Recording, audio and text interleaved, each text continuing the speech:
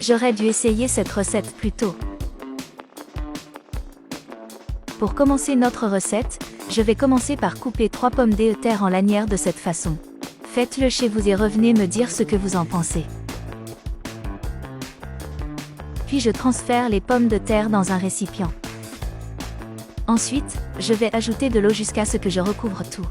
Je vais laisser les patates de côté pendant 15 minutes. Pendant ce temps, je vais hacher un demi-oignon en petits morceaux. Dites-moi si vous avez une recette de pommes de terre différenciée, j'aimerais le savoir. Maintenant, je vais prendre l'oignon dans un récipient, ajouter 2 cuillères à soupe de mayonnaise, 2 cuillères à soupe de ketchup, puis 2 cuillères à soupe de moutarde. Enfin une demi-cuillère à café de poivre noir et je vais tout mélanger très bien pour que tous les ingrédients se mélangent. Cette recette est incroyable. Après cela, je vais prendre les pommes de terre qui étaient au repos, je vais retirer l'eau du récipient et je vais sécher à l'aide d'un chiffon.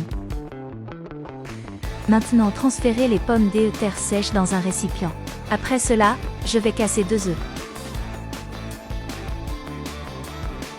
Assaisonner avec une cuillère à café de sel, une cuillère à café d'ail frit, une demi-cuillère à café de poivre noir, une cuillère à café d'origan, 2 cuillères à soupe de farine de blé et je vais tout mélanger très bien jusqu'à ce que toutes les épices s'ajoutent aux pommes de terre.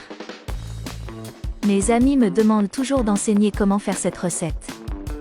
Ensuite, je vais ajouter un peu d'huile dans une casserole, assez pour faire frire les pommes de terre. Lorsque l'huile est déjà chaude, j'ajoute les pommes de terre assaisonnées pour la friture. Et avant que j'oublie, dis-moi quelle ville tu regardes pour que je t'embrasse. Le câlin d'aujourd'hui va à Perlène-Hipopa du Gabon. Je suis heureux que vous aimiez nos recettes. Lorsque les pommes de terre sont à ce point, je les sors de la casserole et les mets sur une assiette avec une serviette en papier pour enlever l'excès d'huile.